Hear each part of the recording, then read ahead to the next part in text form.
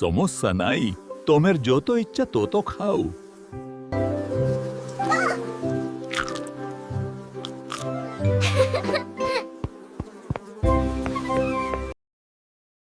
লাল বলে থামো, হলুদ বলে ভাবো, সবুজ বলে চল, এই তিন রঙেই শহর আর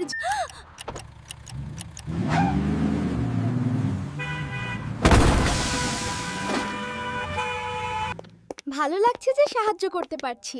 আমরা তোমার জন্য গর্বিত। সময়ের চেয়ে জীবনের মূল্য অনেক বেশি।